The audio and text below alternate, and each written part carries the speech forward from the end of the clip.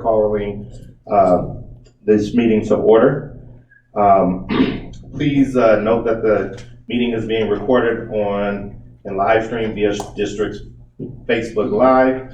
It'll be available on YouTube within 24 hours.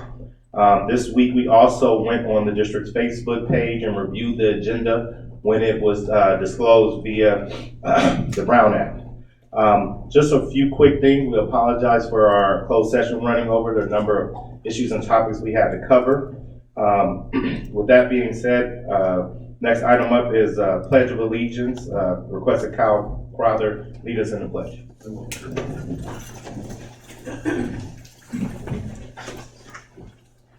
I pledge allegiance to the flag of the United States of America and to the republic for which it stands, one nation, under God, indivisible, with liberty and justice for all. All right. Next up, we'd like to have Reverend Joe Bendole of the Rialto Unified Methodist Church. That will be Rialto United Methodist Church. Okay, thank you. We pause for a moment, O God, our Creator, to ask for your guidance, for your presence in everything we do in life and in this meeting. We know that you are the source of wisdom, and all of us need wisdom. As we work at the agenda in this meeting, oh God, we pray that you will lead us to address the needs and the concerns of our community with wisdom and knowledge. Thank you for giving us this privilege to serve our community and to serve one another. This we pray in your name, our God in heaven. Amen. Amen. Thank you again, Reverend Bendole. Appreciate your patience in praying over us this evening. Next up is the roll call by Secretary Crystal Escalera. Secretary. Dr. Michael Taylor. Present. Dr. Greg Young. Here. Dr. Clifford Young. Here. Vice President Kyle Crowther. Here. President Channing Hawkins. Here. Next, we'd like to report out a closed session. General Counsel Tafoya. Thank you, Mr. President. The first thing is we had a type of, it's a ministerial administrative issue, typographical error on our closed session agenda. It had in our closed session agenda Maria Guerrero of the West Valley Water District, and that case was not discussed. The case that was discussed was the Kenny Hernandez of the West Valley Water District. So that correction has been made. And there were no final action taken on any of our other closed session items. Okay, thank you for that report. Thank you for that report. Next up, the adoption of the agenda. There are a few items on the agenda that we know we want to table or pull. That is the CIP budget and contract amendments to implement a computerized maintenance management system, number 9. And then number 10, we want to table this item and give direction to the General Counsel on this matter. And number 11, we also want to table that item. And the direction is, Mr. President, regarding these? The number 9, we want to table that to our next meeting. Okay. Number 10, we want advice from the General Counsel on this matter for preparation for our next meeting. Okay, And then number 11, we want to table to our next meeting. thank you. Anyone else have any adjustments they want to make to the agenda? Mr. President. All right. With that being said, let's adopt the agenda. Secretary Escalera. I'll second it. Oh, yes. Seconded, and Secretary Escalera. And again, the motion is to adopt the agenda with the exceptions of number 9, 10, and 11, which will be tabled to the February 6th meeting. Is that correct, President Hawkins? Yes. Dr. Michael Taylor. Yes. Dr. Greg Young. Yes. Dr. Clifford Young. Yes. Vice President Kyle Crowther. Yes. President Channing Hawkins. Yes. Next up, Board Secretary Escalera, please read our statement regarding public participation. Any person wishing to speak to the Board of Directors on matters listed or not listed on the agenda within its jurisdiction is asked to complete a speaker card and submit it to the district clerk. Each speaker is limited to 3 minutes. Under the State of California Brown Act, the board... I apologize, let me switch over to my other version. The Board of Directors is prohibited from discussing or taking action on any items not listed on the posted agenda. Comments related to the notice public hearings and business matters will be heard during the occurrence of the item. Public communication is the time for anyone to address the board on any agenda item or anything under the jurisdiction of the district. No person will be allowed to make comments or at any other time in the meeting except if there is a public hearing. Also, please remember that no disruptions from the crowd will be tolerated. If someone disrupts the meeting, they will be removed. Thank you, Secretary Escalera. I'm going to read the cards of speakers. First up, Anthony Butch Ariza, wants to speak. I'll tell you what I'm going to speak about. I'm sorry, Butch. Thank you, Mr. President, members of the board. Once again, you're disrespectful to the people in the audience. Your closed session, roll back the agenda items to the first part where it says what time the meeting starts. Right there, 6:30 p.m. If you can't get your closed session done by 6:30, adjourn your closed session or go back into closed session after the general meeting. You're supposed to have your meeting start at 6:30, so start it at 6:30. You're being disrespectful to all these people out here that come to hear what you have to say. About the general meeting, we don't know about what you're doing in your closed session meeting. That's your business. But quit being disrespectful to everybody here. Next up, Gil Navarro, San Bernardino Valley Municipal Water District.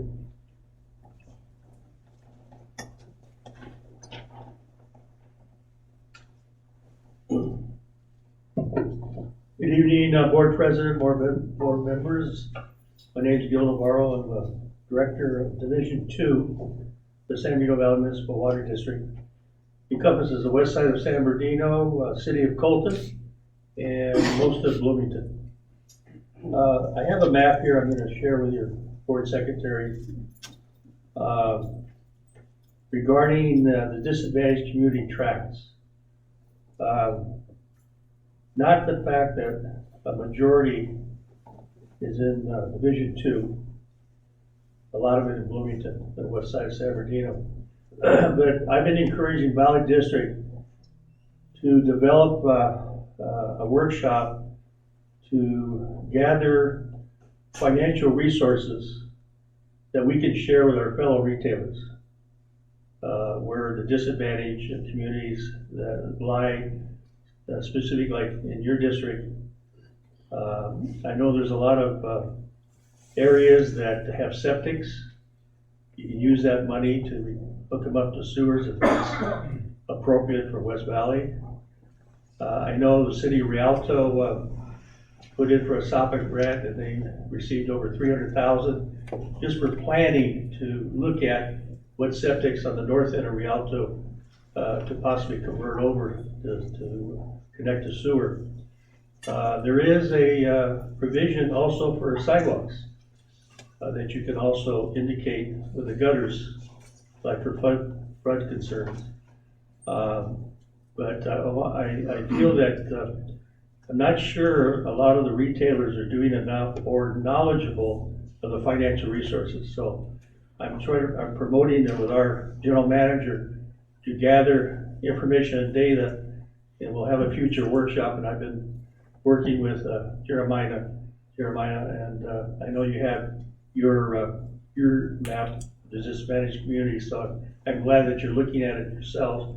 So I just want to be helpful to see how Valley can help West Valley Water District. Thank you.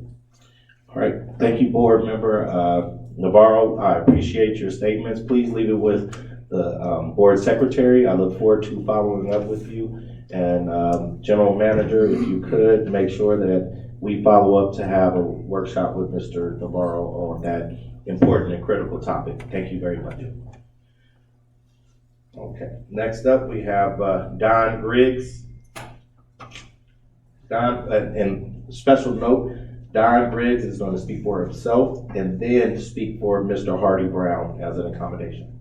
A correction, if you would, please. I'm speaking on behalf of myself and Mr. Hardy Brown. Yes. Okay. now Wait, separate. okay. So you're just going to make one statement, not two. Absolutely. Understood. Okay. Don Griggs, West Valley Water District Ratepayers Association, and Mr. Hardy Brown, ADA.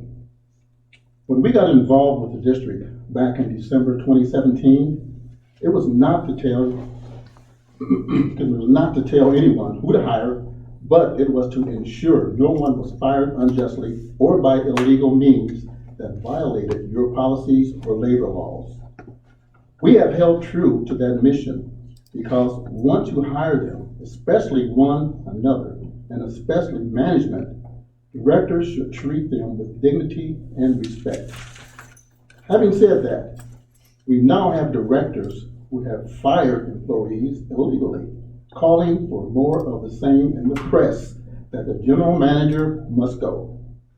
Mr. Greg Young, haven't you cost the district enough in legal fees and employee settlements and the loss of employee litigation, $5 million insurance policy? I know about the at-will worker law, and all of the ones you fired work under that law. Yet you pay them to settle, and the district is still trying to crawl out from under your bad decisions. Just recently, your Robert Christman decision has raised its head. Robert Christman was hired by you and Dr. Young as interim general manager. Then you made him general manager, but within weeks you made him assistant chief financial officer, placed him on administrative leaves, and told us he had retired, but the other Young said he resigned. Which one was it? Now we have a Christman family seeking clarification because they thought the head of the Christman family was still employed with the district. And Carl, the son, showed you a signed document by then President Clifford Young. So don't tell me about Mr. Mansell or Dr. Michael Taylor and what they're doing. You started this mess. Now you want to act like your hands are clean. You taught them how the game is played in this district. Some have accused us of playing the race card. Well, we are playing the hand that you dealt us when you called Mr. Mansell a shoe shiner. I told you about that conversation at another meeting. You are not the only agency with racial issues in this area. In the city of San Bernardino, they're calling black men boys once again. Yes, that's right, using the word boy with black men. I want to thank President and Mr. Hawkins for keeping his promise for transparency, because when we left the meeting last week, we were able to view the rest of the meeting in the comfort of our home. We will comment on that at the next special board meeting. We are so angry, I almost forgot to say, I hope you had a happy New Year celebration. Thank you. Thank you. All right. Thank you.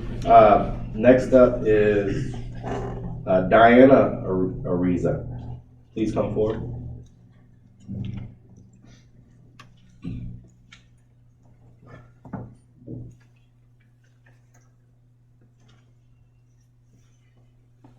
My name is Diana Ariza, a ratepayer of West Valley. I'm here tonight to question the contract for Chamberlain PR firm.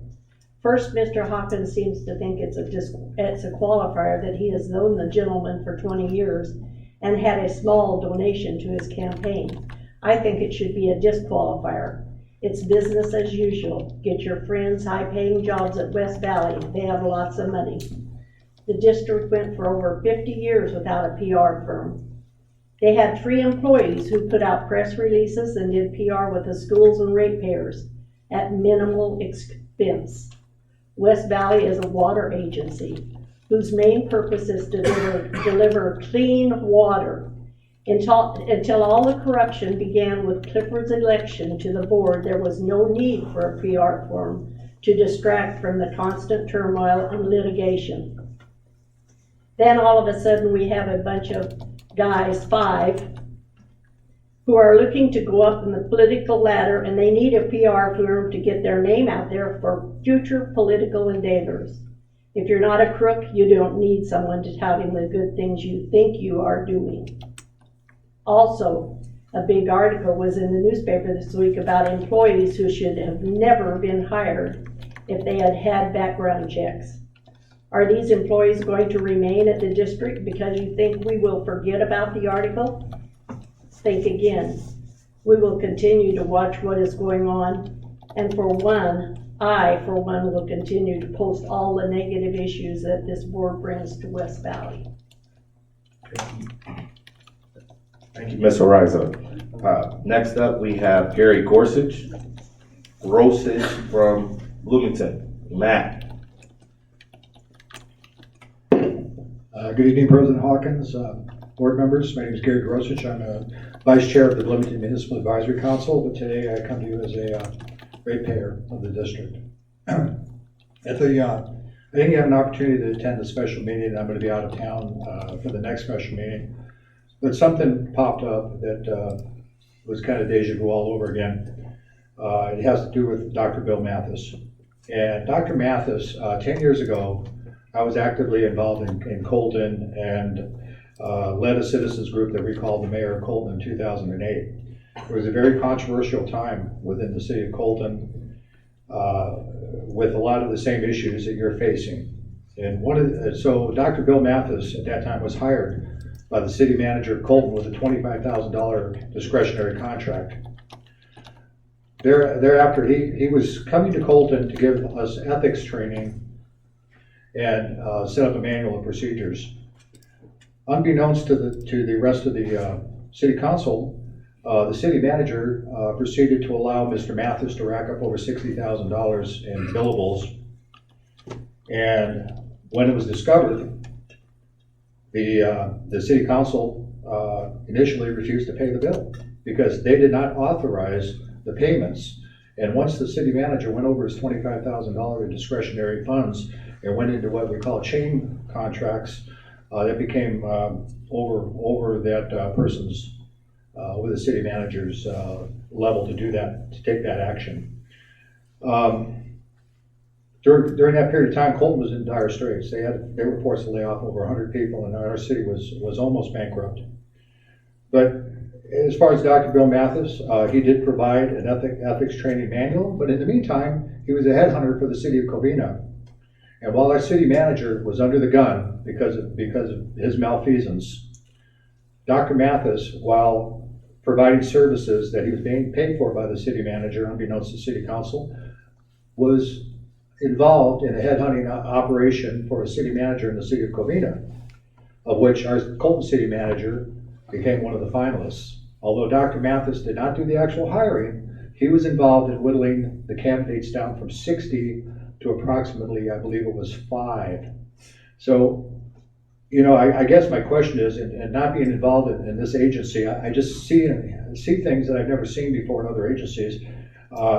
Is there some type of a limit that a general manager can spend on contracts before the board is required to authorize that?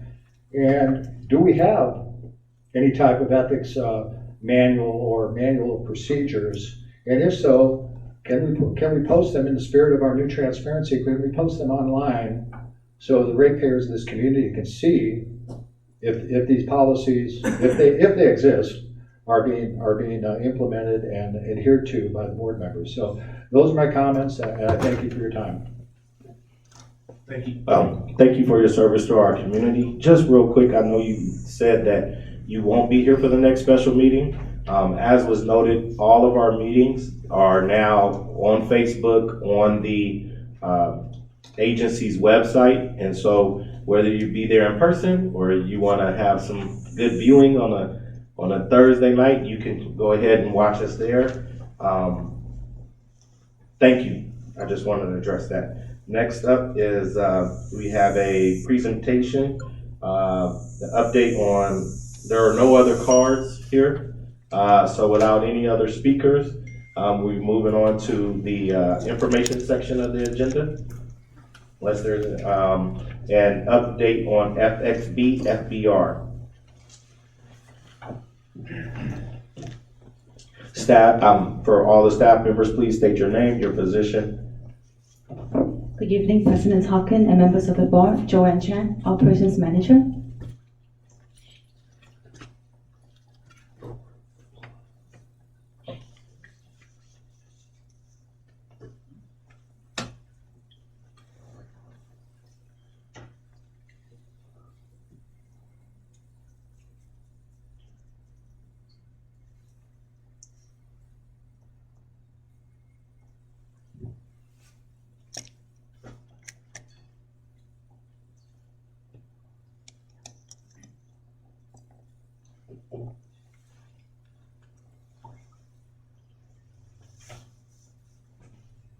An update on the current status of the FBR plan first. We took the plan offline on December 30th due to process issue. So we took advantage of the situation and bumped up our filter under drain and repair project. So now it's currently underway. The project is anticipated to be completed within 2 months, and once the project is completed, we will restart the plant. We always need ways to address our FBR or FXB reject water. So currently we do have 2 options. Option 1 is to discharge into Cactus Basin. And we have to be mindful of not creating habitat and control mosquito populations. And under the term of the current agreement with flood control, we do have to obtain all of the environmental permits to maintain the basin. And the district has executed the draft agreement with California Fish and Wildlife due to a proposed $2.5 million mitigation cost. And then option 2 would be to discharge into Rialto sewage system. It looks like the city will be charging us on the discharge fee, so that would be pretty costly. But in the meantime, we are in the process of amending our long-term permit to up the discharge flow from 250 to 2,000 gallons a minute. And then option 3 is to convert existing well 33 to an injection well. The budgetary estimate is about $1.5 million, and the project hasn't started yet. An update on the FXB. The district hasn't taken over the FXB from Carollo yet. A major issue that we have is that FXB cannot sustain long run time, and Carollo has been working on our punch list items. And Jess Bond is actually here with us to give us a brief update. Sure. Thank you, Mr. President, members of the board. I guess first of all, just happy to answer any questions you have. I know we didn't get a lot of chance to talk last week. Couple main comments. The punch list items are not overly surprising to me or to anyone in my firm. They're relatively minor. We're working through each of them. Pleased with the plan. Not happy that it's taken us this long to optimize it, but we're not far. We're committed to seeing the full optimization of the plant and movement to a place where Sergio and Lance and Brian are all pleased with its operation. So, once we have a place to discharge the water, we'll start it back up and we'll wrap up a couple of the remaining punch list items. But we're not far, and would certainly enjoy an opportunity to speak with you in more detail to answer any questions at any time if you have any. If you can come back to the dais, if you don't mind. I just wanted to ask you about this system a little bit.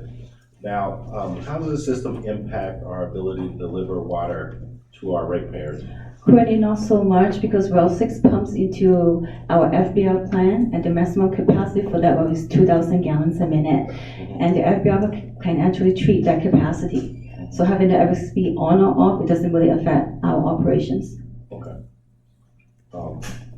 Anyone else have any questions regarding this? I do. for the presentation. Yeah. Sir, do you have an estimate on when we might be able to resolve these remaining items?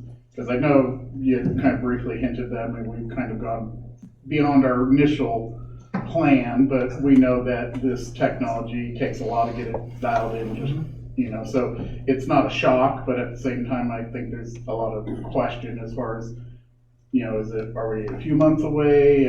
6 months away? Just ballpark. I realize you can't be exact.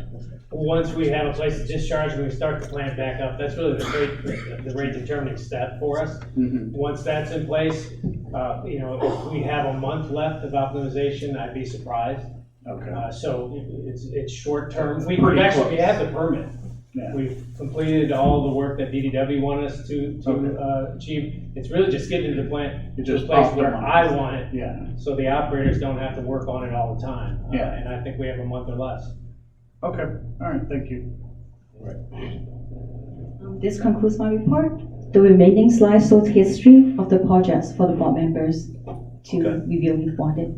Okay, well, thank you for your report. I know you put a lot of effort in getting this together. I know you and Sergio, you guys worked and it gave us a really substantial briefing, and we appreciate the work that you've done. Okay, thank you. Next up is the presentation for the Special District Leadership Foundation. Assistant General Manager Jeremiah Brzezowski.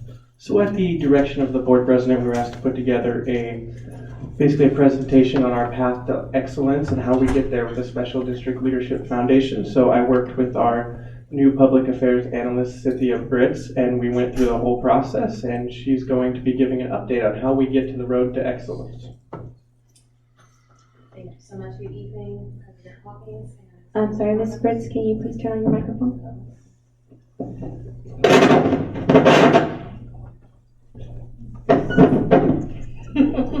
Good evening, President Hawkins and distinguished board members. Thank you for the opportunity to be here. My name is Cynthia Burtz. I am the public affairs analyst, and I'm super excited to have my first project here with the district and excited about the project. So the District of Distinction takes us on a path that is close to our president's heart. He is pushed the issue of I can't even speak English right now. Transparency. Okay, I'm gonna go ahead and get right into it. Nerves are kicking in. So, what is a District of Distinction? Well, the District of Distinction is the highest level of recognition awarded to the district by a Special District Leadership Foundation. The Special District Leadership Foundation is a nonprofit third-party organization that oversees education and certifications in different areas and arenas for special districts of California State.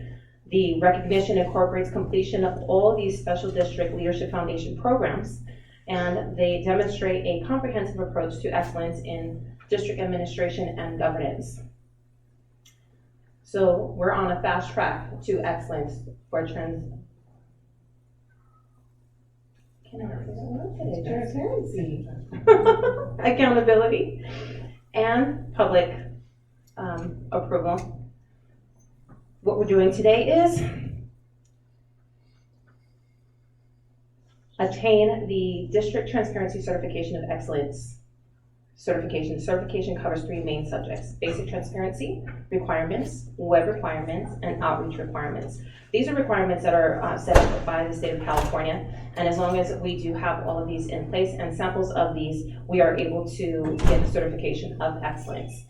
Earning this certification demonstrates to our constituents and our stakeholders that we have a commitment, and we're maintaining that commitment to being open and accessible to our public. The application process. In researching this, I was really excited to see that this is something that we can go ahead and get started today. To begin this process, we submit an application with a sample document from these topics here: the Brown Act compliance, our Public Records Act compliance, the reimbursement policy that we already have in place, our annual disclosures, conflict of interest policy, code of ethics policy, board vacancy announcements, and public budget hearing. Once you've submitted these, we have a 2-week evaluation period, and we are approved. Once we're approved, that takes us on a fast track to the district of distinction at a basic level. Step 2, gain recognition in special district governance. In order to receive the certificate of recognition in special district governance, all of our board members, each of you, will be responsible for the following steps. Governance, we will attend a special district leadership academy in which you will learn the 4 basic training modules: governance foundation, setting direction in community leadership, board role in human resources, board role in finance and fiscal accountability. And once those are completed, you will have additional 2 or 10 hours of continuing education. Now, with your current ethics and harassment certification, that covers 4 hours already.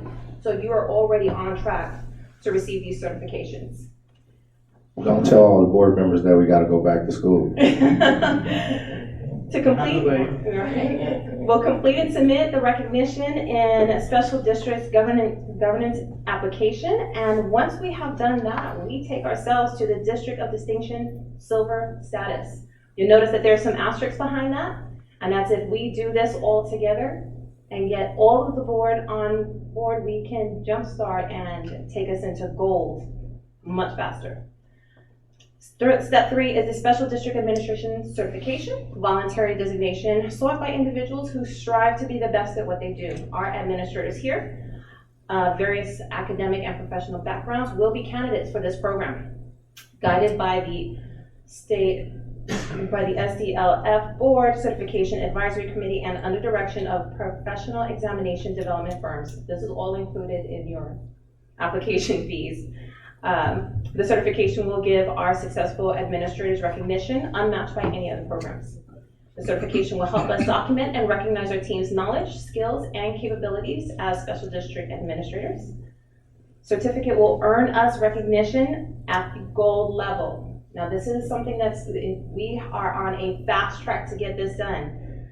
Platinum level, the highest level of recognition for the district. This accreditation incorporates the completion of all of the Special District Leadership Foundation programs, demonstrating a comprehensive approach to excellence in district administration. And this is a basic breakdown here of how fast we can get to where we need to go.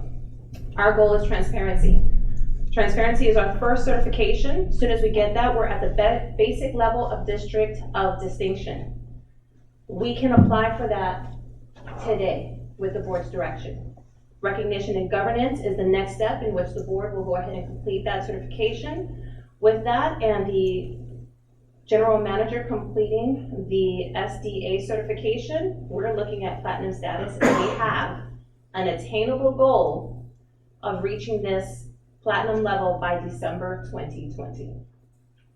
So with everyone on board, working together in partnership with the Special District Leadership Foundation, third party, foundation offering 4 programs to promote good governance and best practices among California state special districts. Special District Administration Certification is 1. Recognition in Special District Governance is 2. District Transparency Certification of Excellence. District of Distinction. The Special District Leadership Foundation and its activities are supported by the California Special District Association. And they are also a third party, not-for-profit, that is formed to promote good governance and improve core local services through professional development, advocacy, and other services for all types of independent special districts. The California Special District Association provides services such as education, training, and most importantly, current updates that's critical to our movement forward. Timeline. Today, with your direction, we can go ahead and start the process of applying for the District Transparency Certification of Excellence. April 19th through the 22nd, 2020, the Board of Directors can attend the Special District Leadership Conference, and that completes all 4 required modules. The application for recognition in Special District can be submitted for approval. Next, June 28th through the 30th, 2020, the General Manager and the Executive Team attend the General Manager Leadership Summit. Once the General Manager has passed the Special District Administrative Test, which he is already in process of applying for, The application for special district administrator certification can be submitted for approval. And our goal date, by December 2020, West Valley Water District will be recognized as a district of distinction, platinum level. Earning these certificates demonstrates to our ratepayers, community, legislators that we are committed to operating in a sound, responsible, and transparent manner. West Valley Water District striving for excellence through transparency. Any questions? First of all, I want to thank you for your presentation. I know it's a lot of work that went into this. I do want to say a little something about this particular certification. It is important that we set a benchmark of where we want to be. The criteria that are set in order to achieve platinum status are essential for our organization to be on the right track, for us to set our own goals and objectives as far as our transparency, our governance, finance, HR practices. And I think it's a critical step that we have an outside organization like this that is very credible, that is certified. I think close to 200 of the special agencies. That's less than 10% of them. I think there's somewhere around there. And we need to join that club. There are special districts, water agencies, and so forth that are adjacent to us. I think Inland Empire Utilities Agency has some certifications. I don't think they have the platinum certification. But, and I think West Basin has the platinum certification and others. And I think that it's really important. I'm glad you all did this presentation. If there's any more questions the board has about it, please ask. Not so much a question, just a comment. I do want to thank staff for putting this together and commend President Hawkins for this push. I do want to disclose, though, that upon reviewing these slides, I noticed the dates, which, I was not aware of the dates, and then I got a calendar invite from Crystal, so I made it very clear to her, I cannot miss work right now. It's like, and I know June's probably heard me complain about this going back about 5 years now, that they have really good classes. I've been to some of their stuff before, but they always plan it during the week. And while that's great for the 80% of special district directors who are retirees, it doesn't work out so good for those of us who actually have a full-time day job. So I have asked the board secretary to do some research into alternative ways in which I can meet those courses, but for me right now, I just cannot miss a couple days of work like that. Yeah. And there are alternative ways. Yeah, and she's gonna look into it, and so whether that's a special one where they just do it on the weekend or some combination of online, I just wanted to disclose that. Did you all, I think there are already some alternatives or options that we can have with, and this is just a presentation. We are not, this isn't, I want everybody to be clear, we haven't taken a vote yet. This is our presentation for us to know what it is, and then therefore, hopefully at the subsequent meeting, we'll have a formal adoption. But are there alternative ways outside of the dates just listed for us to take the training courses? Can you give us a background? Yeah, there absolutely are. They offer several different methods as far as either we can attend somebody else's seminar, and that can be on the weekend. So what they do is a need base, and if we wanted to, we could even host our own seminar here for all of our staff and include the board members if that's what you guys so choose to do. I mean, I think, and I'll step out on a limb here. I mean, this is probably the first time this board has had a majority of members who still work for the day. So, I mean, I know that I would be very appreciative of an option like that. Because again, in the past, I think, prior to all of us being up here, I think pretty much everybody who's been on this board probably for the last 20 plus years have all been retirees. So it's easy for them to go to something during the week, but again, I'm an hourly employee, and so anytime I miss, I gotta make up, and that's not fun. Okay. Any other questions anybody else has? Okay, so with this, we do want you to go back, receiving some feedback. We haven't, it wasn't set up for us to take a vote this evening. However, as far as the beginning and completing of the application, I think I can give direction that we start to complete the application. And now also, as far as the alternatives and figuring out what we can do so we can facilitate a program, are these programs on the weekend or other times that are more, whether it's evening or online, as far as exploring that and then bring us an update. I've done some of their online stuff before, going back a few years, and it's very good content. You can kind of do like self-paced online type stuff, so. I just told her to look into that for me. Okay, yeah, and I think these two are running point with the project, so work with Crystal, you guys figure all that out. All right, being there, knowing there aren't any other questions, thank you for your presentation. I really appreciate it. We all appreciate it, your time and effort. Next up is the... Mr. President, the direction from the board was to complete that application, is that right? Yes, to begin the application, and then we're gonna, do we have to vote before it's submitted? Okay, we can Bring it back. We can bring it back, but then also for the project team and Crystal to work together to find out what alternatives they have on the weekend, online, or other times that we can be able to facilitate the trainings. Okay. Okay. Next up is the consent calendar. All matters listed under the consent calendar are considered routine and will be enacted by one vote. Oh, actually, that's you to read that, huh, Crystal? Stealing her thunder. No, stealing your board. I can read that for you. All matters listed under the consent calendar are considered routine and will be enacted by one vote. There will be no separate discussion of these items unless a member of the board of directors, staff member, or any member of the public requests a specific item to be removed for separate action. Okay, now, Mr. Mandelbaum, there were some concerns or revisions that you wanted with these reports? Yes. Okay. So actually there's one on the treasurer's report. The treasurer's report is prepared by Clifton Larson, our outside treasurer. And during my review of that report, I noticed that there was an error where they used the August ending balance instead of the September's ending balance. So I reached out to them and they corrected it and presented me with a revised report, which I have in my possession. So I can give it to the clerk to include in the package. Yes. Was it a significant error?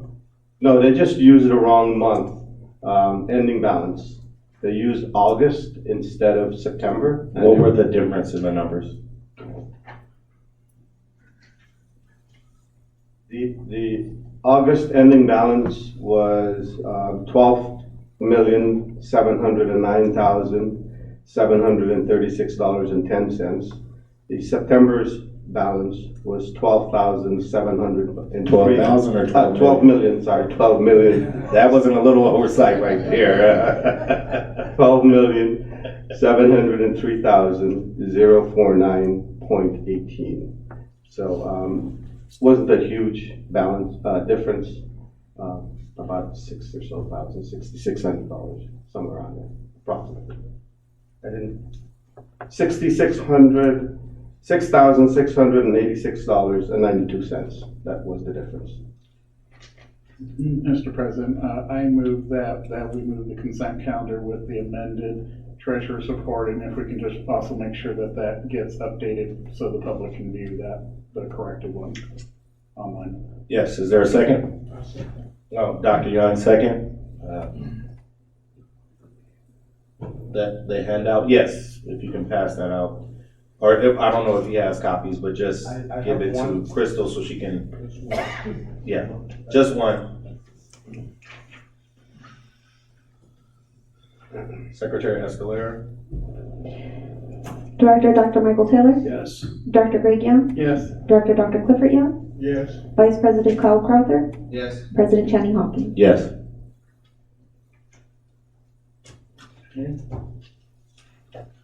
moving on to the business matters.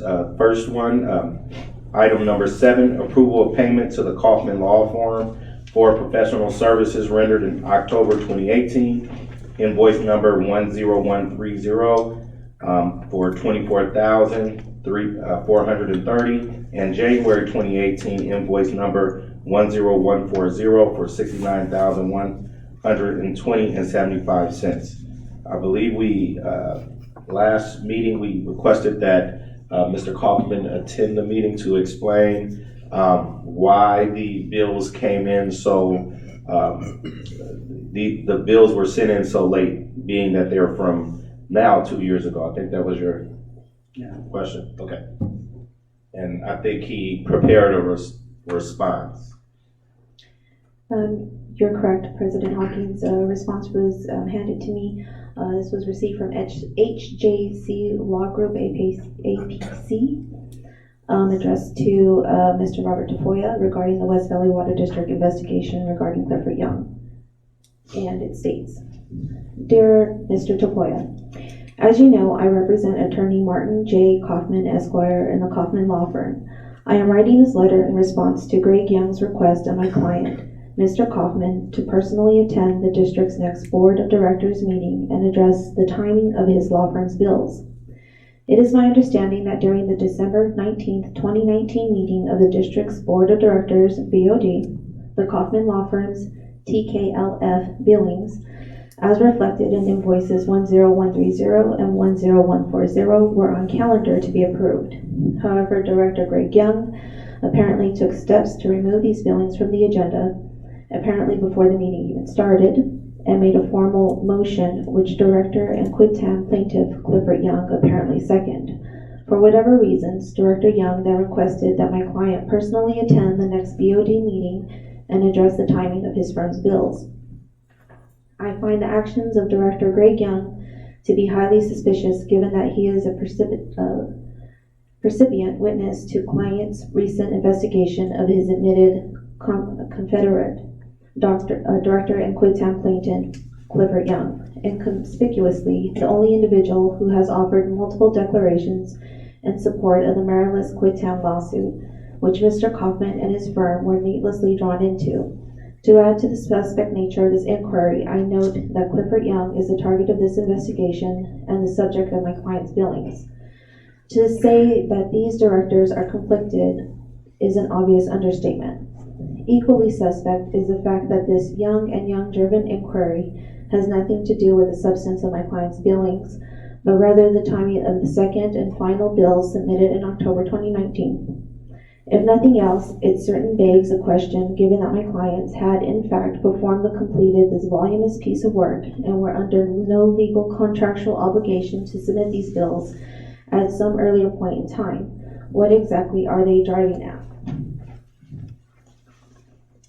As you know, during the TKLF investigation, and before it rendered conclusion, Mr. Kaufman and TKLF were maliciously drawn into frivolous lawsuits for nothing more than exercising their First Amendment rights, as well as the district's First Amendment right, and were consequently required to incur great expense to defend themselves from spurious allegations by the very BOD members who now conspicuously question the timing of these bills. Significantly, while I now stand in a position where both they and there is no one centillion of evidence to justify any of these factually and legally frivolous claims against Mr. Kaufman and or his firm. My clients have been and continue to be irreparably harmed by their malicious conduct. Given what I know about Directors Young and Young, it is reasonable to believe that their actions are simply a veiled attempt to harm my client, which will not be tolerated. Therefore, unless and until the Youngs provide me with a reasonable explanation for the purported concerns, I am neither inclined to permit Mr. Kaufman to explain the timing of his law firm's bills, which reflect a substantial amount of work that benefited the district, nor is Mr. Kaufman legally obligated to do so. To be clear, if these directors unwisely choose to use this as some poor excuse to not pay their bills for the work that my clients legitimately and competently perform, they do so at their own risk. I am supremely confident that any trier of fact will look at my client's work and easily substantiate their billing. Moreover, given that the BOD made no request to TKLF to submit same prior to the submissions, I am equally confident that no trier of fact will determine that the TKLF acted in any sort of dilatory manner. In closing, if the BOD believes that TKLF's billings is somehow overstated, incorrect, and/or illegal, it is the BOD's obligation to inform me of such in writing and in great detail. Absent such a showing, I will assume, as the law provides, that the district has no real issue with these bills and will therefore expect prompt payment in full. Should you have any questions, please contact me at my office at your earliest convenience. Signed H. Jason Cohen, Esquire of HJC Law Group, APC. Okay, that's their response.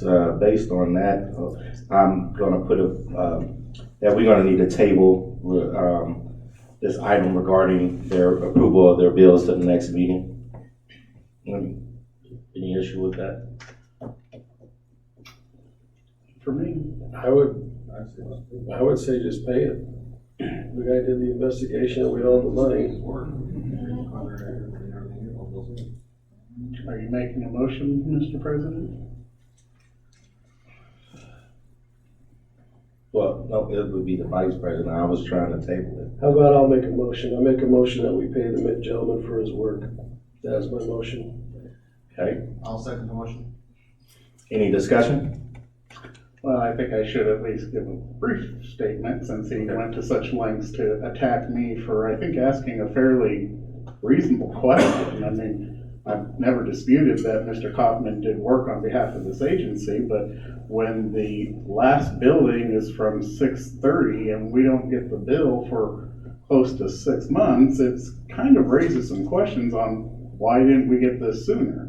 You know, and I don't think it was out of line to ask such questions. I'm disappointed that Mr. Kaufman decided to personally attack me as he did, because my job is to, fight for the ratepayers. And, when you get bills out of nowhere, when you thought the work was done almost half a year ago, you're darn right that I'm gonna ask questions about it. And that's my legal right. That does not impugn his credibility. It does not damage him in any way. I simply wanted clarification, and I don't think that that's unreasonable. And like I said, I'm rather disappointed Mr. Kaufman decided to take the direction he did. So I would be in favor of tabling it too, but, the board wants to vote for it, fine. But to me, I can't approve something which is this questionable. And unless you're going to answer my question, how can I come to a reasonable conclusion? So, thank you. Mr. President, there's a motion on the table. Okay, wait, let's wait. Is there, Dr. Young? I also want to remind the board, if you can speak into the microphones when making your comments. Yes. I'm trying, but my voice is a little raspy. I've been sick. I can hear that. Just speak up into the mic. Cliff, your mic's not on, just so you know. The button, I think you gotta push it on. There it is, it's There we go. I'm requesting that this item be tabled and looked at in public. Apparently I was not at the meeting when it was tabled before, but I would like for it to be looked in and the basis for, Mr. Kaufman, doing an investigation. Who approved it?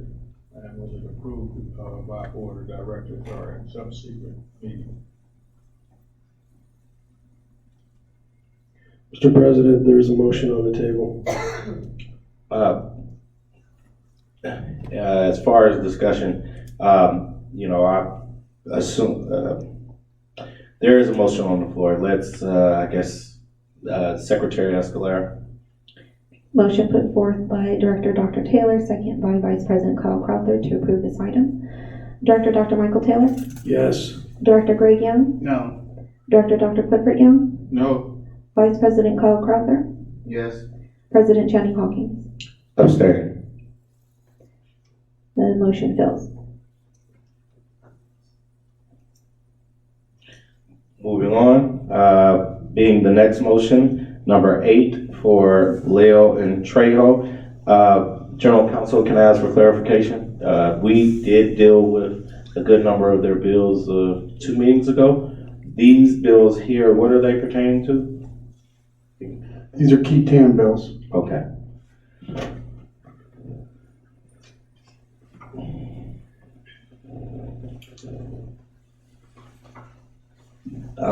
What is currently as item number 8 is the approval of payment to Lil Trejo for professional services rendered June 2019 through November 2019, June 2019 invoice number 17648, $44,344.94. July 2019 invoice number 17685 for $1,581.34. July 2019 invoice number 17686 for $41,717.50. September 2019 invoice number 17717 for $15,000. August 2019 invoice number 17718 for $16,000. November 2019 invoice number 17764 for $942.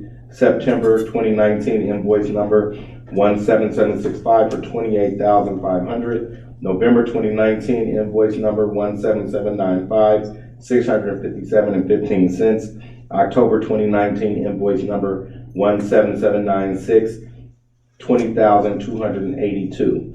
I'm sorry, President Hawkins, just a minor correction. Invoice number 17687 is for $41,717.50. Not 16,000. I'm not 14,000. 17687. I One really seven. wrote. Yeah.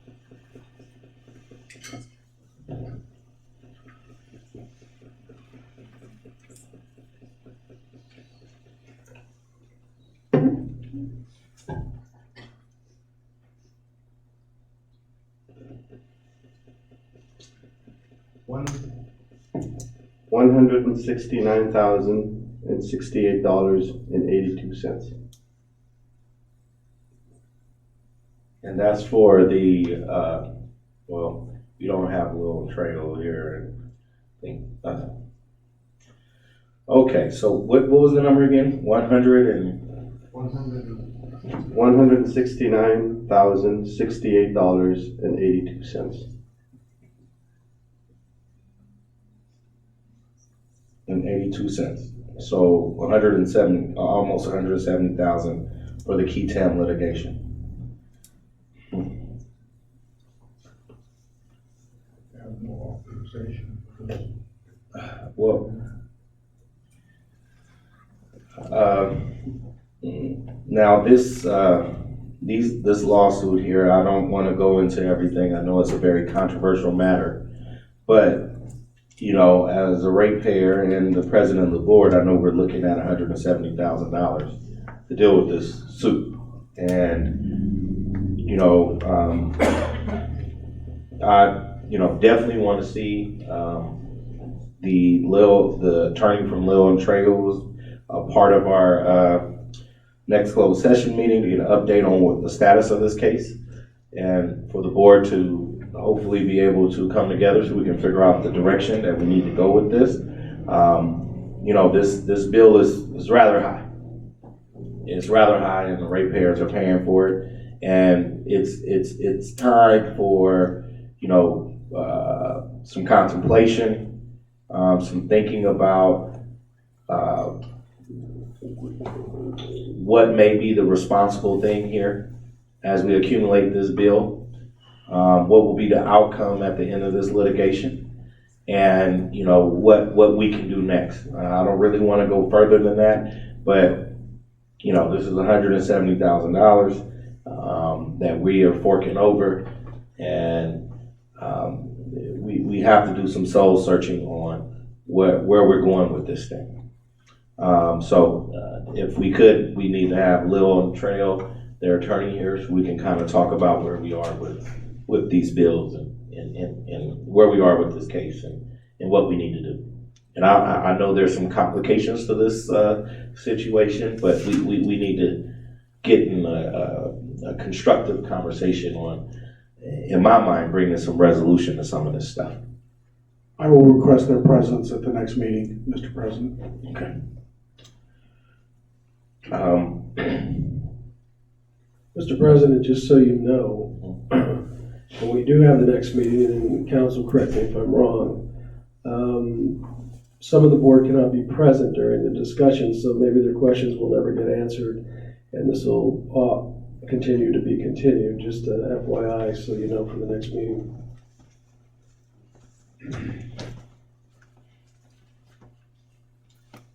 And that's because of legal reasons for being conflicted and stuff like that.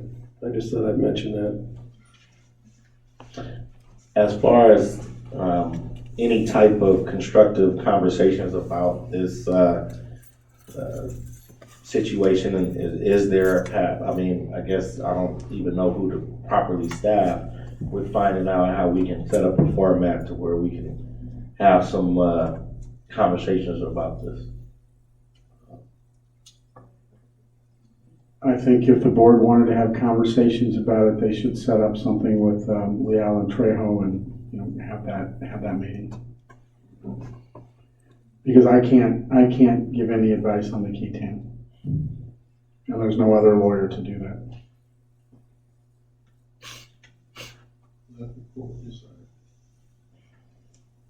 I'm not, I understand that this lawsuit is a very sensitive matter.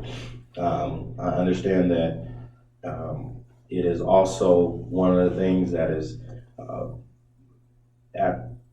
also something that I, as someone newly on the board, I think, and I look at the accumulation of this bill at $170,000 as much as being involved in litigation, it comes at a cost. And it doesn't come at a cost really to me as a board member. It comes at a cost to me as a ratepayer, because our resources are now being expended on this lawsuit, and we're in a situation where in seeking the most efficient and appropriate resolution, we have to figure out some unique and alternative ways in doing that because of what this is doing to our agency. And so in that regard, I do know I want to set up an opportunity to just talk with the attorneys there. I don't want to really comment further, but we have to think long and hard about, at what cost is the resolution and litigation for this lawsuit coming, and who is paying for it? Who is going to pay for it? Can I make a suggestion, Mr. President? I'll make the motion to move this to the next meeting. Part of that motion would be that on our special meeting on the 24th, maybe we could have a representative here to maybe answer some of your concerns.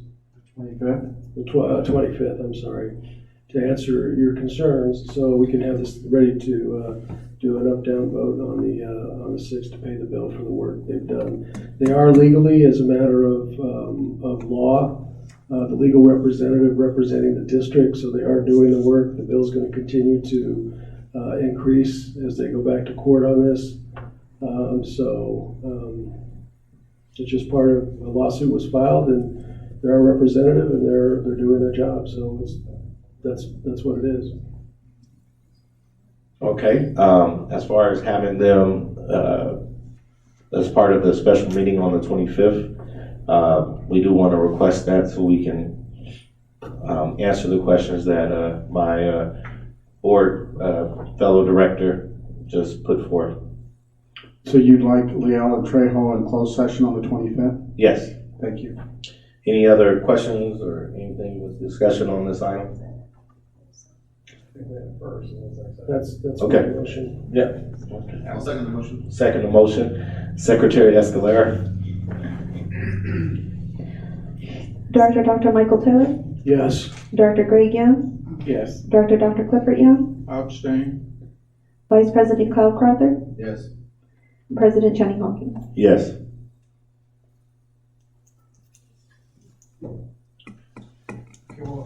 I think I do need to make for the record that if Dr. Young is abstaining because this is a key TAM, that he shouldn't have been involved in the discussion. If that's why he's abstaining. If he's not abstaining for that reason, that he's not conflicted, that's a different story. But if he's abstaining because he's conflicted, he should not be involved in the discussion. Thank you, What, counsel. okay. Clarify what you mean. What does that mean? I don't, So if Dr. Young abstained because he's conflicted, if someone's conflicted, they're not supposed to participate in the discussion. So I'm simply making that for the record. So you're talking about future discussions on the, No, this actual discussion where he said, let the courts decide on the other things that he whispered to you. You should not have been involved in that discussion because he's conflicted. This is a key TAM. Counsel, you're conflicted. Michael Taylor's conflicted. Father's conflicted. I'm sorry, I'm not a part of the lawsuit Based anymore. on what? They're conflicted. They're part of the lawsuit. No, we're not. Yes, they are. The court dismissed that complaint where you tried to add them. That is the truth. It's not dismissed. well, right now, and I think this is indicative of the challenge of what this lawsuit is and what it means to the folks watching on Facebook or the ratepayers who are working to feed their families. I don't really understand fully everything. All I know is that we're paying the bill, and that's a problem for me. And also is presenting substantial problems with us being able to pay our bills and the governance of this organization and us being functional and being able to do the work. So with that being said, I don't know if Dr. Young is required to tell us exactly why he abstained. I don't think there's a legal requirement for him to do that. Your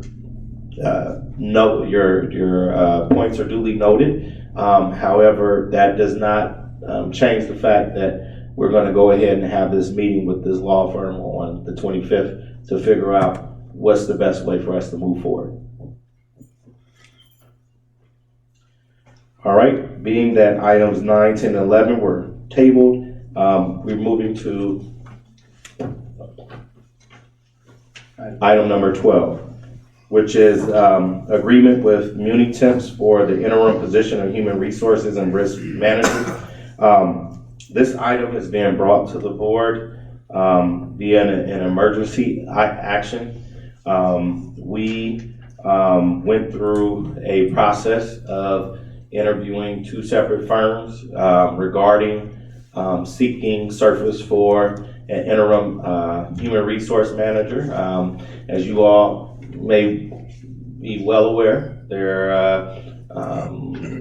we do not have a permanent person in position, and we collectively wanted to have someone that can fit a few criteria.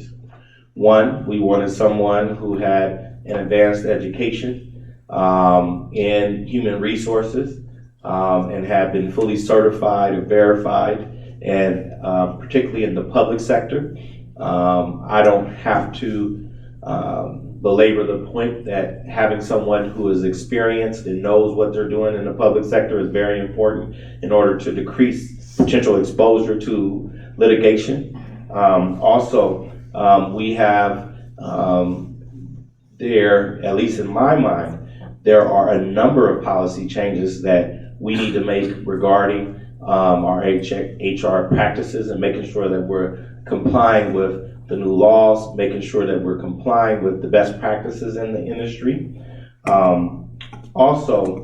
We needed someone who could come to this organization who is not affiliated with any of the board members, who has their own opportunity under contract to do what it is that they need to do.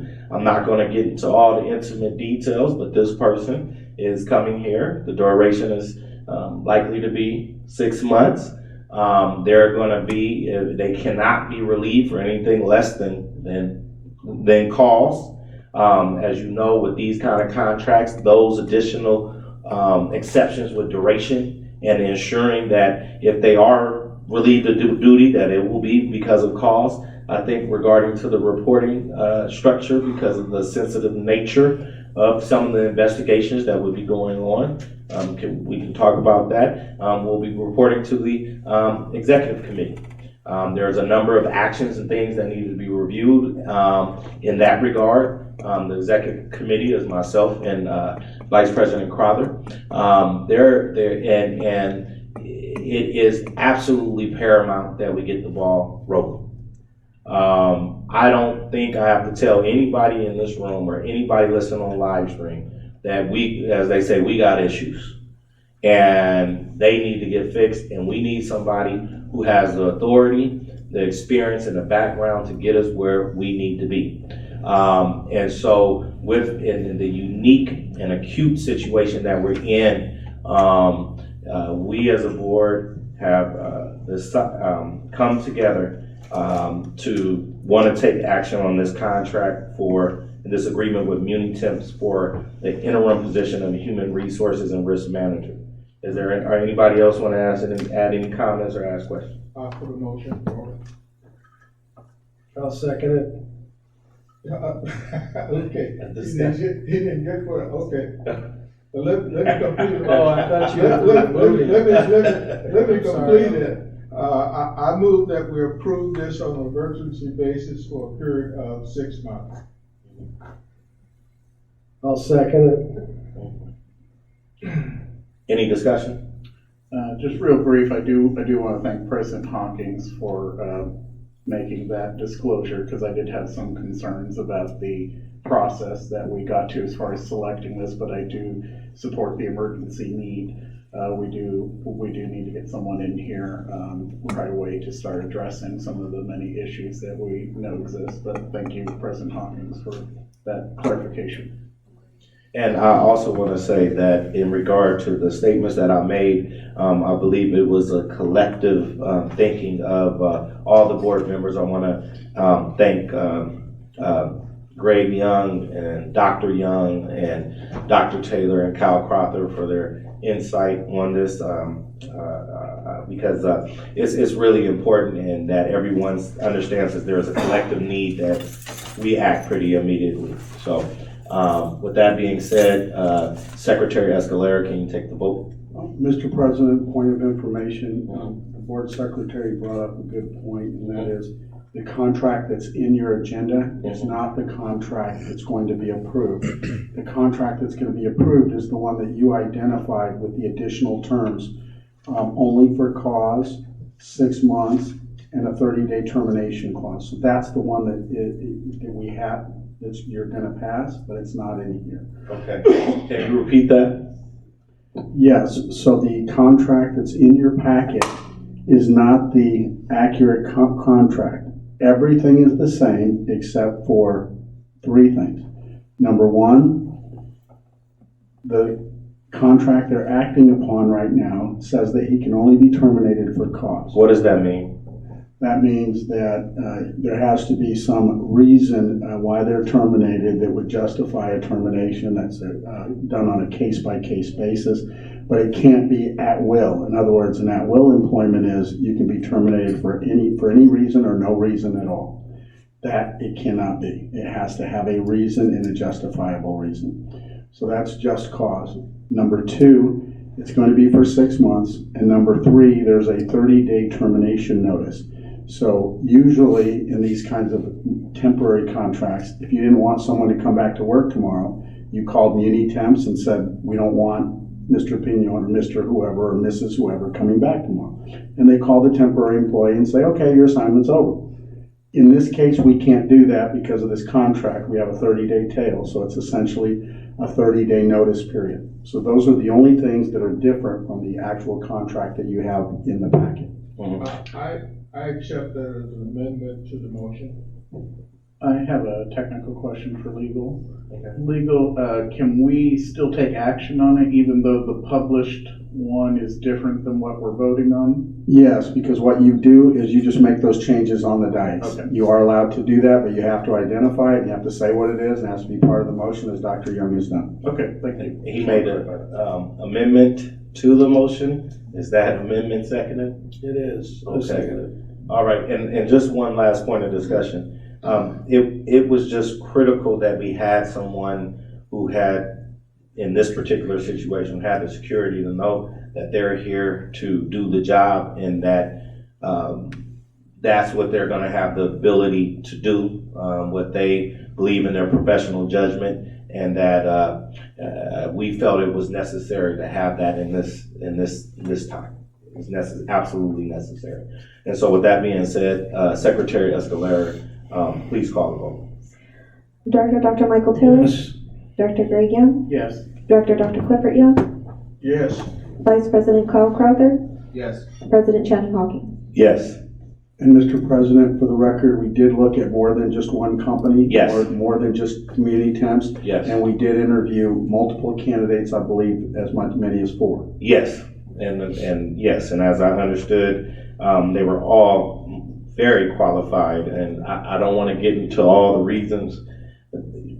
But, you know, we have a lot of work to do, and somebody wanting to come in here and be a part of our family, even temporarily, it took some work to get somebody who wanted to come be with us. I'll just say that. Moving on to Mr. President? Yeah. I'd like to make a motion, unless we need to pull any of these for discussion, that we move items 13 through 16. That is my motion. Let me see, item 13. That's approval of the resolution on the temporary hiring freeze. I guess we finally settled on language on that. I would prefer separate discussion. I would prefer separate discussion. Okay. And then item number 14, approve the change order for the customer service for year. I also want discussion on that. And I rescind my motion. Okay, all right. Let's, if you try. Okay, item number 13, resolution 2020-1, approving a temporary freeze on hiring district personnel, page 343. Secretary Escalera, can you read the resolution? Yes, President Hawkins. Resolution number 2020-1 is a resolution of the Board of Directors of the West Valley Water District approving a temporary freeze on hiring of district personnel. Would you like me to read the body of the resolution? I don't think that's necessary. Okay, so with that being said, I just wanted a brief discussion on this, Mr. President. I kind of vacillated on this particular item from last time and then this time. I'm not going to support this, although I do support the hiring freeze itself. To me, I just fear that this doesn't go far enough. So with that being said, we do need to take some significant actions. I am pleased with the action we just took on item 12. But to me, I just, really kind of have had a hard time coming down as a firm yes on something that I feel just doesn't go far enough. To me, it's kind of akin to putting a lock on a barn door to keep the horse in, but the horse is not only gone, it took the carriage with it, and it's in a whole next county. There's so much which has already transpired. This doesn't even begin, in my mind, to address a lot of those issues. So I will be abstaining on this. I will not vote no against it, but I cannot just bring myself to fully support it at this time. Okay, Mr. President, I make the motion we pass item 13. second. Oh, no, well, is there a discussion? Who motioned? Dr. Taylor did. Dr. Taylor. We have discussion. Okay, the second? Who said? Who seconded? I second it. I second it. Discussion. Are there any major issues you have with this, Greg? I just don't think it goes far enough because it doesn't even begin to address the numerous hires and changes which the general manager had already made. Again, to me, it's just trying to put a cap on it. It's like trying to say, well, we locked the safe, but they already robbed the bank. So to me, I just have been gripping with that personally because it's just like, yeah, hiring freeze sounds good, and that might have been good a year ago, but at this point, the damage is already done.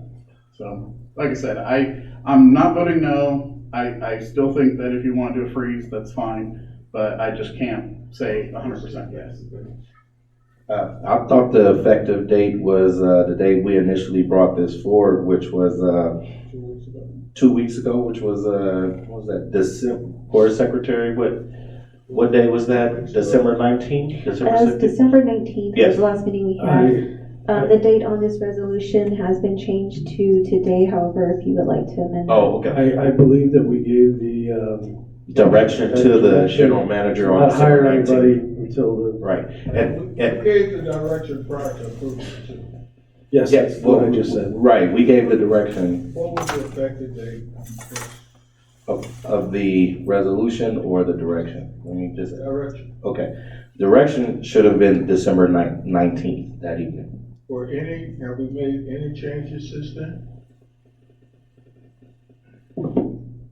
Only staff that was onboarding at the time. What do you mean by onboarding? In other words, there were, at the time, Extended an offer to. yes, that's correct, How many were that? about three people. And I don't wanna, okay, no, okay, yes. I'm not Keep looking going. into a personnel discussion. I'm not gonna get into personnel discussion, but, Greg, speaking to that point, I think that, this is a first step. This is something that was required to stop, whenever you're bleeding, the first thing you do is gotta get your suture to stop the bleeding. And then you can go in and do what's necessary as far as the next steps. And so now that we're taking this step, I think it's important. We're bringing in somebody who can help guide us along the way so we can right the ship. And, I hope you will consider supporting this item because it was a first step measure and we have some additional work to do. It would be improper if we got into all of the personnel matters in this dais if you wanted to go further. However, I assume there will be briefings and other opportunities where you can learn more about what the plan is and what we're going to do next. But with that being said, Secretary Escalera, if you could call for the vote. Director Dr. Michael Timm? Yes. Director Greg Young? Abstain. Director Dr. Clifford Young? Yes. Vice President Kyle Crowther? Yes. And President Channing Hawkins? Yes. Yes. Moving on, item number 14, authorization to approve the change order number 4 for the customer service foyer renovation. I move the item. I second. Second. Nope, Dr. Taylor seconds I'll it. second it. I do have questions for staff on this item.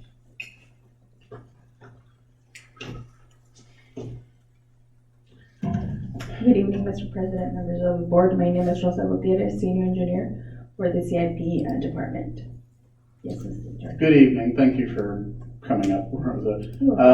I was a little puzzled when I read this in the packet because I believe, and I had to go back and check, on the 19th, we just did a notice of completion on this project.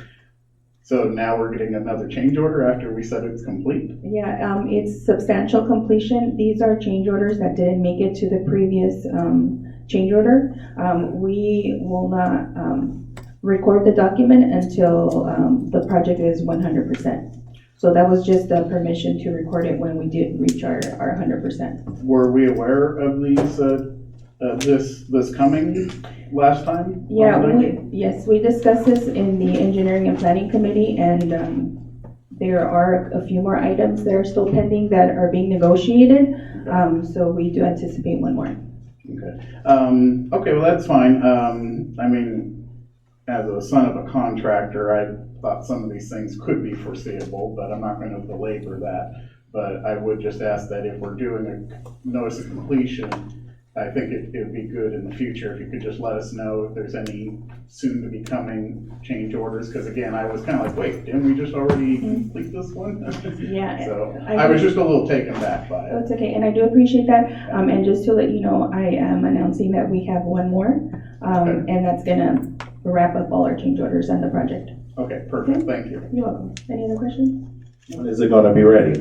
Okay, so we're having a little bit of an issue with one of our clearances. That was something that was overseen on the plan, but we are anticipating to have it done by February, beginning, yeah. All right, just a few weeks. All right, Yeah, just a few everybody. weeks. So, Okay. almost there, thank you. All right. With that being said, Secretary Escalera, if you can take the vote. Director Dr. Michael Taylor, Yes. Director Greg Young, Yes. Director Dr. Clifford Young, Yes. Vice President Kyle Crowther, Yes. President Channing Hawkins. Yes. Mr. President, I'll make a motion that we move items 15 and 16 forward. I have a couple of questions. Forget it, I'll take it back. I have a couple of questions on 16. That I've been holding. Okay. I'll move item 15. I'll second it. Okay. Secretary Escalera. You guys are faster than I can write. Director Dr. Michael Taylor, Director Greg Young, Yes. Director Dr. Clifford Young, Yes. Vice President Kyle Crowther, Yes. President Channing Hawkins. Yes.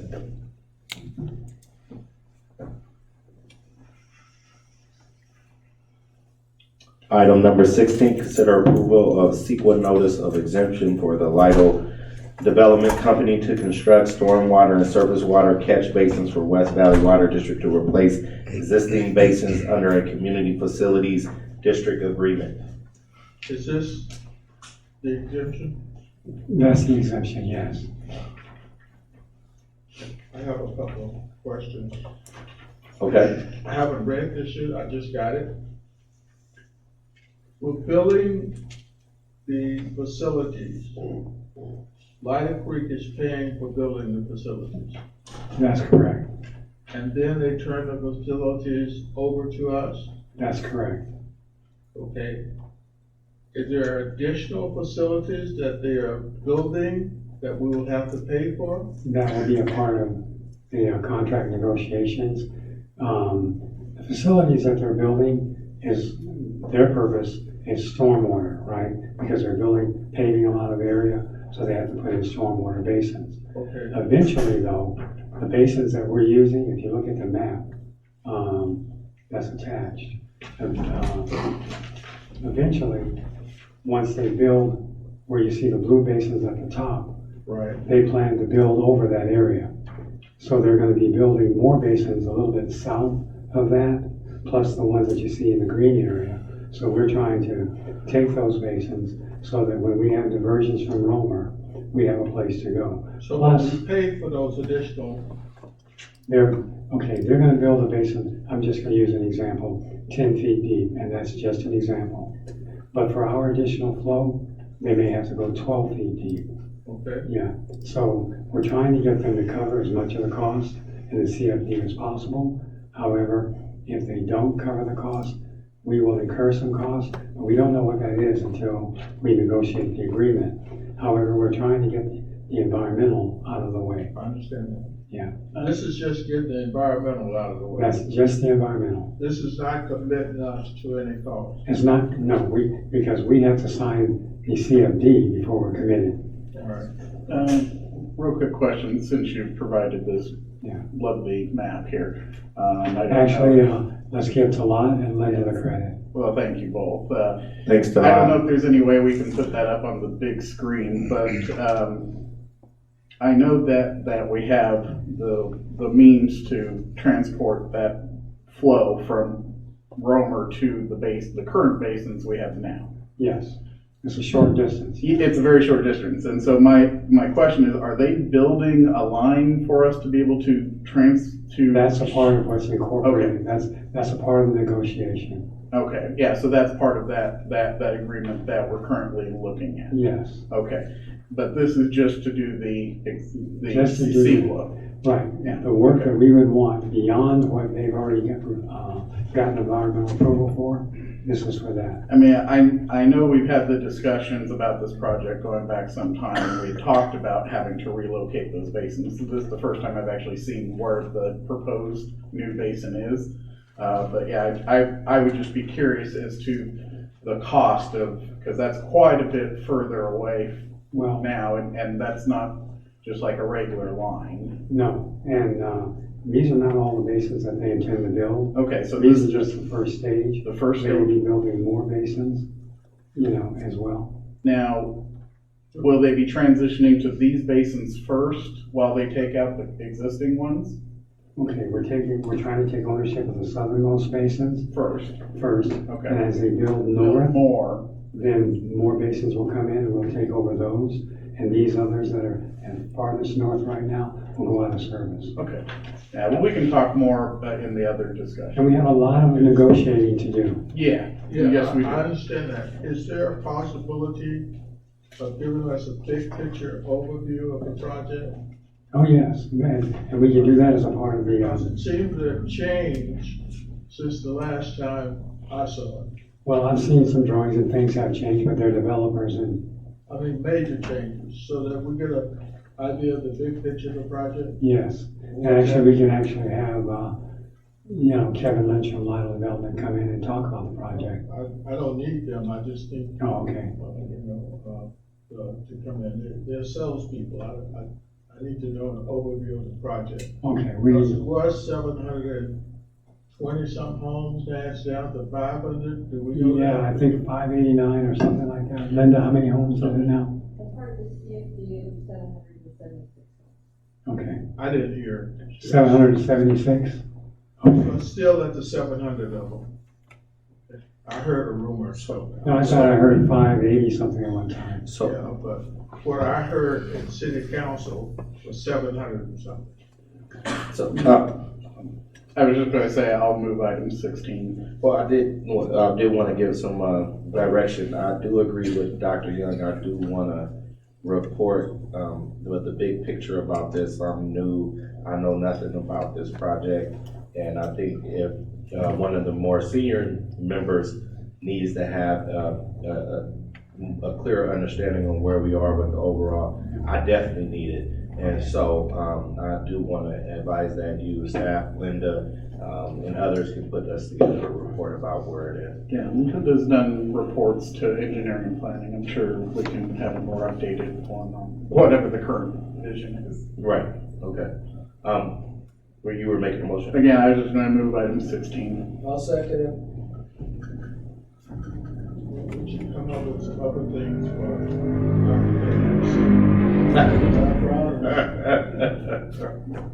Okay. Secretary Escalera? Dr. Michael Taylor? Yes. Dr. Greg Young? Yes. Dr. Clifford Young? Yes. Vice President Kyle Crowther? Yes. President Channing Hawkins? Yes. All right, reports limited to 5 minutes. Please keep your presentation and handouts short. First, the board members. I don't have anything. All right. No report? Kyle? No, sir. Great. I'll try to keep it brief. I did want to kind of touch base on something. I've been having a discussion with someone over the past week, and of course, Monday is Martin Luther King's holiday, and certainly it's a very important time, I think, for us to all reflect about not only where we are as a society, but also where we've come. And I know I was having the conversation with someone about, basically just that. And, I was really blessed to grow up the way that I did here in the Bloomington area. I grew up in really the era after Martin Luther King, and, really got to see, I think, a better world. Now, certainly we've got a long way to go in many, many respects, but, I look to my experience growing up at Bloomington Christian schools. In particular, there's two people who personally mean a very lot to me. One of them's now gone, the other one thankfully still with us, and that's the Reverend Art and Nancy Cash, two African Americans who grew up in the true Jim Crow South. And you would never meet more amazing people who love Jesus and have hearts of love and never a negative thought in their mind, even though they grew up in some of the worst racism you would ever see. Mr. Cash served his country in World War II, suffered a very debilitating injury that left him legally blind, although he could still see, but fairly limited. And I can remember growing up with them as missionaries and then also occasional teachers of mine at the school. And I can remember many times that we would sing a song, Jesus loves the little children. And there's always a very important phrase that was very meaningful in my life and my upbringing that, red, yellow, black, and white, we're all precious in his sight. Jesus loves the little children of the world. And that's what I grew up in. They were hugely impactful in my life and have been throughout my life. And I look back on it as I was talking with my friend, how amazing it is that a white kid from Bloomington grew up, went to a private school. My parents sacrificed to send me to a private Christian education. It wasn't super exclusive. I mean, it was a working class Christian school. But I got to be in an environment with people of all racial backgrounds. And in fact, my best friend still to this day and from junior high and high school is an African American. And he was from Rialto. And the idea that after everything this country went through in its long history, and especially with what Dr. King fought for, that not even a generation later, that I would grow up and my best friend would be an African American, and we wouldn't think that there was anything wrong with that. And so for as much as we can bemoan where we are as a country at times, I think it's important, especially as we go into Monday, to really think about how far we have come. And particularly that, it's easy to attack people who we might disagree with, throw around labels. But you know what? The biggest thing, and the thing which made me think of the Reverend Cash is that, again, with everything they went through in their life, all the hardships and actually, debilitating racism they had to face, you would have never known, because all they had in their hearts was love. So as much as we may disagree, I would just encourage everybody, as you ponder Dr. King and what he stood for, he too had love in his heart. And sometimes it's really hard to love someone who you feel is persecuting you, but that's really at the heart of the message. You can choose fear or you can choose love. So on this day, I hope that you all consider the same as I have been in this lead up, talking to a good friend of mine. And I just wanted to make that point as we're right here the week before that momentous day. And I do also just want to thank everybody for coming out. Sorry again that our closed session went long. We have a lot to discuss. But I do appreciate you all sticking it out, and I hope you all have a pleasant evening. Hopefully we get some good rain. The storm, I don't see any rain out there yet, but God knows we need a lot more water. So with that, thank you very much. Dr. Young. All right, with that being said, I just want to wish everyone a great weekend. I'm glad we were able to make it through our entire agenda this meeting. Mr. President, the board secretary brought something to my attention I think it would be important for the board to consider.